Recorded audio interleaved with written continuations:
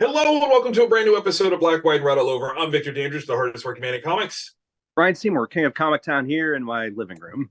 It was We trick are or treat shooting. night. Yeah. Come on, man. We out here getting these snacks with these kiddos, Yeah. and we're celebrating, the creepy things that go bump in the night. So we're Mm-hmm. not at the shop. We're at home. But we are still back with great reads, great Yes. reviews, and great Mm-hmm. recommendations for all of you for New Comic Book Day. So with that in mind, sir, Yeah. where do you want to start? Oh wow. Because I think we have very few We books. have like one that's the same this week, just one. So we're all over the place with our reads. So yeah, in terms of good reads that you should read. So if you got a Yeah. couple extra dollars that you would want to go in Yeah. with, what would that be? What you got? All right. This is one that typically is uncharacteristic for the stuff that I read. Okay. But I was tickled by it. It's Oh. Jeff. The Jeff. Hey! This is yeah, Kelly Thompson wrote it. Garino Giroux. I'm hopped up on Almond Joys right now. Oh yeah. Did the drawing. What I love about it's all ages, totally all Okay. ages friendly. There's no dialogue, there's no words. It's Oh, I love so that. anybody can pick this book up and flip through it and read it. And Right. it's just Jeff the Shark being put in like comedic situations, like where he goes costume shopping with Kate Bishop and Gwenpool.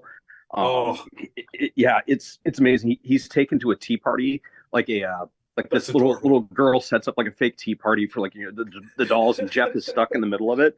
It's really funny. It's really cute. Um, I I did not expect myself to be as entertained by this as I was. It was like legitimately some laugh out loud parts. So Okay. surprised I was Is entertained. Jeff the missing component to the MCU right now? Like, if they introduce Jeff to the MCU, do things get back on track? Probably. Jeff Okay. is everything Wong wishes he could be. Yeah, I said it. That says a lot. That says a Mhm. lot. And I like Okay. Wong. I mean, sure. Also capturing some of that cute magic, Spider Boy. Yes. This one, issue one, of course, I had to get the Scotty Young variant because it's Scotty. Yeah.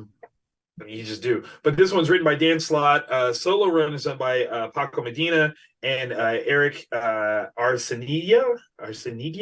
And then Balloon and Sea are by Ty Templeton. So I love that they are keeping track with this concept of there's this forgotten superhero Yeah. sidekick of Spider-Man's. Digging into his origin in this one, Yes. we 'Cause find that's the out a thing little nobody bit more of, knows. right. Like, we find out more of like what he is, maybe not necessarily who, Yeah. but what. And I gotta give I gotta give Dan Slott credit for turning a dad joke into a comic book character. I'm not telling you which one. You have to read it to know. But he has got Pete dad joke hits here and turned it into a comic book character. It's pretty good. So Nice. All around, I enjoyed this one. It was quick read. It's kind of here's the weird thing for me. I feel like Spider Boy should be where Marvel is leaning at going to bring in new readers because it's something familiar but not all at the same time. Yeah. And just a great jumping on possibility for things. So yeah, it should be an entry point because it's a new character, so it's completely unencumbered, but it's part of that Spider family that we all know. Yep. Yeah, it needs Marvel. It works. Yeah. Already, and kind of into that vein. Okay. White Widow #1. Yes. Gali, Miracola, and Mia are the top listed creators. And this is one that when I first picked it up, I was expecting it to be like really hard boiled, like super spy type stuff. Right. It has a vibe very much like Yelena from the Hawkeye television series. Oh. Yeah. So they're bridging that gap and bringing that personality into this character.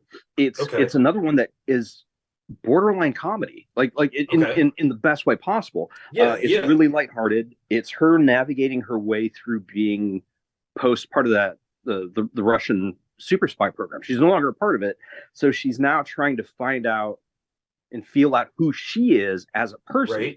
and it's really cool. It's like Cap early on in the book, Captain America tries to recruit her, and she's like, "No, I'm not part of that." There's this like board where she's trying to, very much in that thing of trying to figure out who she is. She's like, "Here's a list of things I love. Here's a list of stuff I like, hate, neutral, dislike." And some of the stuff on it's hysterical. Like, not in the love category, but in the like category, Kate Bishop. So like it is cool. It is really, really cool. I love that. And like DC's killing it with Peacemaker and Shazam, and finding that cinematic universe vibe and applying it to their hard copies. This one, if you're a fan of Yelena from the television series, you need to pick this up. Okay, all right. I love that, Kate Bishop. You're so funny. Okay, so I took on one that was super interesting for me. Batman, Catwoman, the Gotham War, Scorched Earth #1. That's a mouthful. Okay. It is the wrap up of the whole like War for Gotham here. This one though has a stellar team. We've got Teenie Howard and Chip Zdarsky as the writers. Pencils by Mike Hawthorne. I know, right? That's a double team. That's a double team. With Nicola Sizamiziga. I hope I'm doing that one right, because there's a lot of like notes on the letters. I might be messing it up, but check it out anyway. Okay, so we know that things have hit the fan in a big bad way. Vandal Savage is trying to collect the pieces of the meteor that gave him his immortality, right? Yeah. What I definitely love is the correlation of that meteor and the Lazarus pits, like interconnecting that those two things have, one begat the other. I'm like, of course, that's so smart, so freaking smart. The one thing that I don't love about this is that by making this such a Gotham-centric thing, you almost have to exclude, with no real rhyme or reason, the other DC heavyweights. Yeah. There's a, oh look, the sky is falling sort of threat coming, and rather than going, Clark, I need you to go do that, like they're like, oh, he's not available. You're like, why is he not available? Like, give me all the super people that are on Earth right now, and you can't whisper, hey, this is coming, punch it. Like, get out of here, come on. That's tough sale. But you talk about twists and turns. There's potential deaths that you're like, I didn't see that coming. Lots of very interesting things. And my favorite thing at the very, very end, the best part of Selina's plan for like gathering the goons of Gotham backfires in the best way possible. Best way possible. Because the plan wasn't bad. It was like not bad. Control chaos. You mitigate your damages by affecting those that are the least hurt by them. That's right. But this is one of those wonderfully obvious, I still didn't see it coming twists. And those are always delicious. Oh, delicious. Very much so. Yeah. Okay. I'm going to do Sacrificers #4. Okay. All right. So Rick Remender, Max Fioremura, and David McKeag. So this story takes place in a fantasy. Jesus, that's a tough word. Mayonnaise.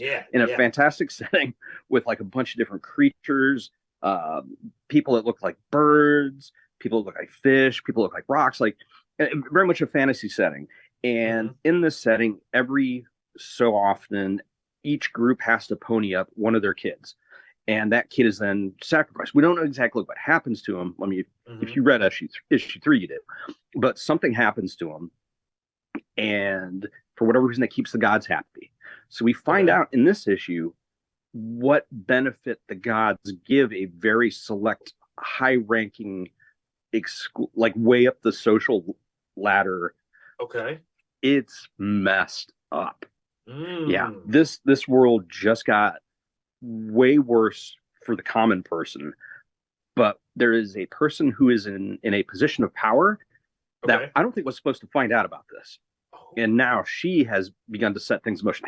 It's really, really cool.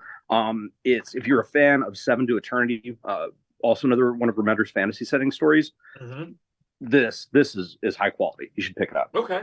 Now, is this part of the Generator line? Is it officially a part of that? I do not. Yes, It is nice. Giant generator. Yep. Okay. So it's especially part of that. Nice. I love it when seeing kind of the machinations of these, homegrown big name creators are kind of showcased out like into the world, and it's not just something like, oh well, I hope this comes out at some point. Like, it's already happening. That's awesome. I love that. My last good read you should read was absolutely selected by my daughter. She picked it and she was like, I want that one because it uses my favorite color on the cover, and that would be Doctor Strange. Purple is now Juno's favorite color, and this is literally why she wanted that one. In fact, what's funny is she's like, and when you're done reading it, can I have that book? And I'm like, let me read it first, because I mean, like, this is like romance cover level. Like, let me see what's happening here. I don't know. Not that it would be bad. Jed McKay is the writer. Pascal Ferry is the artist. Heather Moore colors. VC's Corey Petita's letters, and of course the incomparable Alex Ross doing the cover. Now, I've not been reading this at all, so this is literally flying in blind. But when your little girl says, "Hey, Dad, Doctor Strange me," you gotta try. Oh yeah. What I love though is it gives you a really quick recap in the previously in Doctor Strange, which I think is phenomenal. I think more books should do this on a regular, just to get average Joe readers up to speed and see what's going on. But the best thing that I can tell you from this is that it seems as though Doctor Strange is going up against a Maestro level version of himself. Called General Strange. Right. Yeah. So he's been like trapped in some battle using magic for like thousands of years, and was trapped by the Vasanti. Like, there's so many things that happened before all this, and he's trying to get his lick back. And Steven and Clea are working together trying to stop him, and they're totally outmatched. But just the drive, the essence of never quit, never give up, never surrender that Strange has is huge. And it looks like it's going to be kind of a story where the sum of the parts is greater than the evil hole that they've got to fill. Nice. Yes. I like that. I made that up just now, and I think that works perfectly. So it was really good though. Like, I enjoyed reading it. The art is fantastic. I mean, Pascal Ferry, I've been a fan of forever, and like, it was really easy to read this without any real context whatsoever. I think if you're a fan of What If, this is an easy jumping on spot. Yeah, hardcore. So absolutely fantastic. Now we need to take a moment to recognize, since you brought Juno up. Yes, her Halloween costume. You need to share with everybody that watch the tens of people that watch us, and let them know. Okay, so a couple weeks ago, I get a text message that my daughter wants to be the Star Child for Halloween, and of course, you're like, the Star Child. Like, what do you mean the Star Child? She literally meant Paul Stanley's Star Child from Kiss. Like, meant that. Like, we're not talking like, oh, do me up in like a cool design, and it kind of looks like, no. Specifically the Star Child. Very specifically Star Child. How does my 6-year-old daughter, my black 6-year-old daughter, know who the Star Child is? Scooby-Doo. Because there is that crossover movie. There's a crossover movie from 2015. She found it earlier this year and has watched it regularly, so much so that not only did it introduce her to Kiss, she will sing songs from it, and that's how she knows Kiss songs. It's amazing. It's so good. She, as a backup, this is no joke, as a backup, she was like, I will take the Beast as a backup. And I'm like, what does the Beast do? And she's like, and I'm like, oh my God, she is like the most hardcore 6-year-old of all time. So if you check out my social medias, you will see pictures of her rocking out. It was a great Halloween for her. She got to walk around the neighborhood. I am curious how many kids her age, or even just a bit older, even recognize who she was. I will tell you this though, she had a Halloween parade at school last week, and all of the parents were like, whose kid is that? We're like, it's us. It's us. It was amazing. Absolutely amazing. So yes, thank you for that. Juno, gotta love her. That's amazing. What about your kiddos? What sort of costumes do we have from your kiddos? this year we had Pikachu, we had the Bride of Chucky, we Nice. had a vampire, a lazy vampire. Like it Not a just lazy was, vampire. it was phoned in. Like Brent last second was like, I'm gonna be a vampire. Ah. Yeah. And then T was kind of like a princess. Stace was a fairy.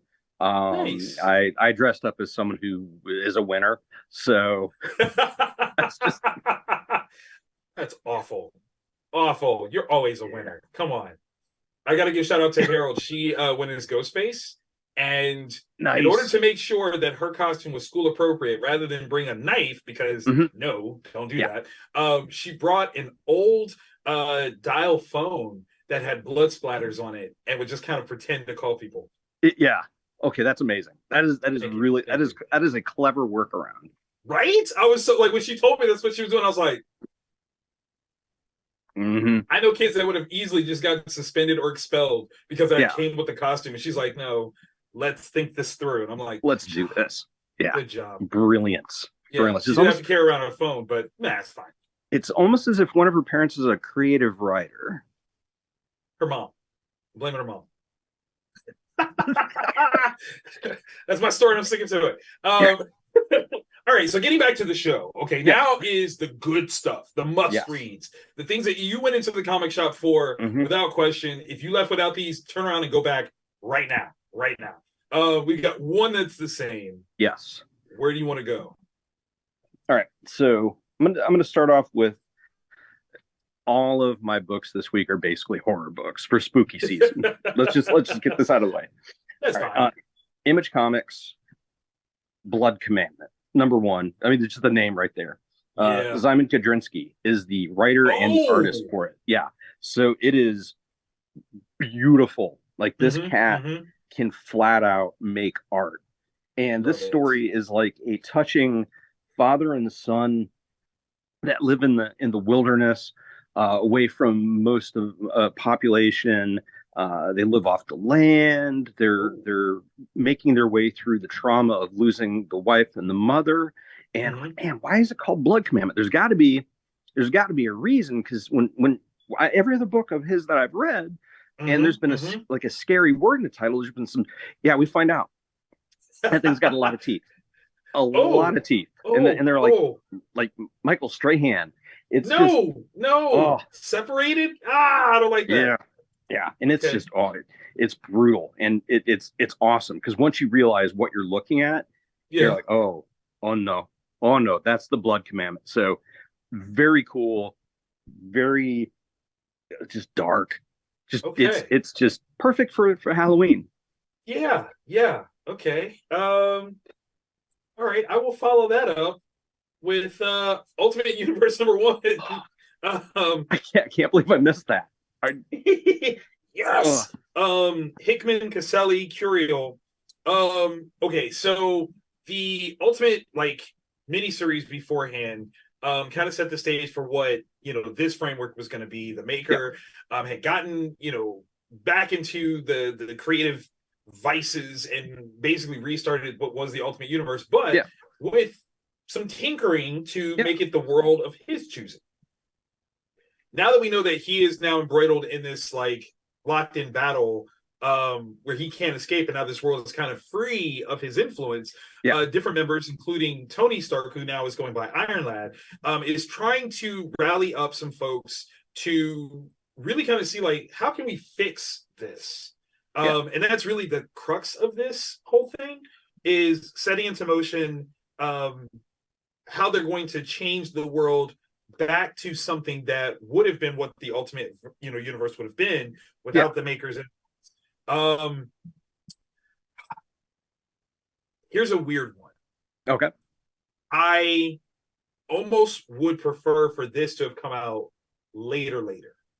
Okay. Give us individual stories for different characters first, and then give us this. I think the overall setup of the miniseries and then this part, especially because there are characters that are featured here that we really didn't get a feature in the miniseries. Not that it comes out of nowhere, but we just wanted a little bit more to see how did this happen?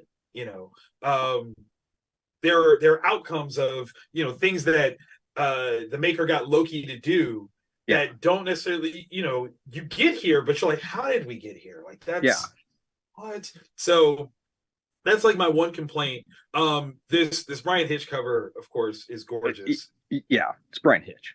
You gotta love it. But the stakes of everything are very, very interesting. I mean, we're talking the world is already on its heels, and at the end of this issue, I don't know.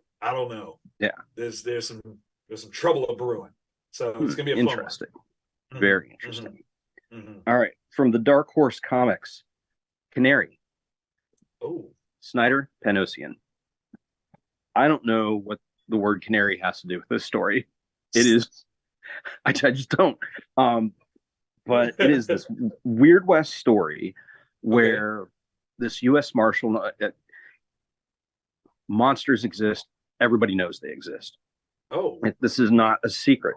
And this U.S. Marshal is sent in to, there's like this really creepy kid that's a monster.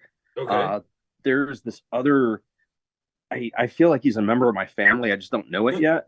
But there's like this dude that's like a serial killer that like eats fish and is sure that he's got teeth in his throat. Like this is a really dark, monstrous, weird. God, it's amazing. Like it's just if you did like Snyder or like Undiscovered Country, but you set it back in the Wild West, this would kind of be what you're looking at. Of course, Dan Panosian's art is just absolutely amazing. Literal legend. It's almost at moments, it's almost like Howard Chaykin-esque.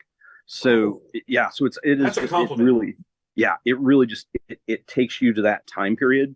Not that you necessarily want to be in some of these situations, but it is really, really good.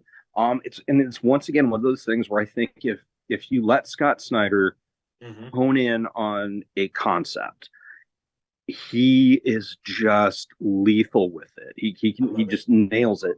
And then you pair him with a Capula or a Panosian, what you get is a masterpiece. And this is something I absolutely loved. That's awesome. Okay, so I tackled the Avengers #7, and this one, again, Jed McKay, he's been busy this week. CF Villa and then Blee. So this starts off with just a glorious art fest of trauma. This seems to be kind of the vibe where Jed is kind of starting us off where it's like worst case scenarios, and then like the Avengers have to rally back, and this looks gorgeous. The Avengers are facing a threat that I don't even know what this thing is, but the scale of assault and sacrifice that the Avengers are giving to this thing, like this could be a 2-parter movie series with just this opener. Like, oh wow, I would watch that. I would watch this. It would take the combined, like John Williams and Hans Zimmerman would have to work together with Daft Punk to make the score that fits what this is. Yeah, this is just nuts. Nice. And what's even better is that it looks like the Avengers are getting ready to face off against a villain that is good and obscure, but one that so many people thought was going to join the MCU and didn't. So, and I'm gonna let that be as widespread as you can reach. But that was a good one, a really good issue. Excellent. As a second story arc, that's how you want to do it. Get people that are still coming off that last one. Yes. Yeah. So good. This is our final book this week. It's really interesting the way Vault Comics approach this. Stores ordered by the bundle. So we got 50 copies of 2 bundles, and I'm trying to figure out how to phrase it. Stores could price this whatever they wanted to, the way that Vault situated it. We went with 99 cents for our. Oh, it doesn't have a. Oh, okay. Really? So so really, really cool idea. It's their way. Vault is trying to create a situation where retailers, no risk, can find out how many copies their guests need of these books. Mm-hmm. Mm-hmm. And so I think this is absolutely marvelous. And to kick it off with Unnatural Order, and just like look at the creators. You got Yost is writing. Like this is not just some rando group. Val Rodriguez, Kelly on the colors, and World on lettering. Like this is a gorgeous book. Yes, words, pictures, colors, everything. Combined, it is fantastic. Story wise, eerie. Yes. But like it's got a fantasy vibe to it. But harder than that, right? Like it's mud and guts sort of like fantasy stuff. And the twist. Yeah, that's the thing. Is on its surface, it's an amazing. It takes place right at the edge of the Dark Ages, where the Roman empires collapse. There is a evil, super powerful person in the Celtic regions. That's this bad guy that has united a cast of characters that would normally hate each other. That they're going to work together. We're going to kill this person. And on the surface, you're like, this is just a badass revenge story. And then, like you said, there's that twist. There's that final page where I was just like, whoa. What is this dude wearing? What is happening? Yeah, his word choices. I was like, something's, yeah. God, I want to talk about. I want to talk about it because it's. You can't talk about that. Okay, no spoilers. Yeah. Can't do that. I think. Okay, so out of the crew, is there a character that you identify with the most? Oh, that's actually a good question. You got the Roman, who I'm surprised. Like the evil person that they're all working to kill. Like that. Like this Roman dude would have been smoked. Like because you've got the witch, you've got the Viking, you've got the she's Celtic, maybe a Pict. Yeah. I don't know. She's actually my favorite. I love because they call her a shameless warrior woman. And I'm like, but she gets what she wants. Yeah. She is a boss lady, and she does stuff. I don't know, man. That's tough. Okay. Like, all right. Maybe the Viking. I don't know. I can see you loving Gunther. Like, I'm not even gonna lie. I can see you loving him. He was kind of awesome. Yeah, like every one of these characters, I really enjoy. And oh man, I feel like I wouldn't last 2 panels in this world if I'm being I definitely honest. would not. Yeah, no. Unless I'm barding it, like I'm like, hey, will you keep me alive? I will sing you a song. Like that's. Otherwise, I die. I'd be one of the dudes at the Wicker Man Festival, and that doesn't spoil anything because you don't know what I'm talking about, folks. But I do, and that would be me too. That would definitely be me too. So that scene, it would smell so. And taste those pages. Right? I can taste it. It's in the back of the throat. Yeah. Unfun. But absolutely gorgeous. Absolutely gorgeous. So yeah, definitely highly recommend this Very one. Good. Book of the week because unexpected treasure. Not even, easy. Yeah. No, this is good. I can't wait to see the next issue because I got to understand that last page. You can't hit us with that kind of WTF and not. Yeah, no. Feed me that info. Oh God, that spread. It really, because I couldn't figure out when they kept saying like we're going to this place. I'm like, what's that? And then they show you, and I'm like, You're like, I don't want to go there. Don't go there. I don't want to do that. Don't. It's not worth it, people. No. Just let the world fall. It's fine. Yeah. We had a good run. It's like whatever. No, that's real. If you guys watched this far, we hope that you liked what we said. Definitely comment below on things that you've picked up that we didn't. And certainly let us know that you liked it by kicking that thumbs up. We need that algorithm pull, and let us know that you watched it all the way. And obviously, we're here all the time. So you know what else you should do? You should subscribe. Go into your phone setting and say yes. Let YouTube notify us because we do this almost every week. There are times we don't, but it's almost every. Happens. Yeah. And like Vic said, share us. You can tag us on social media. We're on there a lot. Twitter, Instagram, Facebook, TikTok. And we're almost to 500 episodes. Yeah, that is episodes. True. That is crazy. God, that's almost 10 years. Yeah, bro. Yeah. That's right. Gosh. That's right. So, make it happen. We'll see you guys next week. Black, white, red all over. See y'all. Toodles.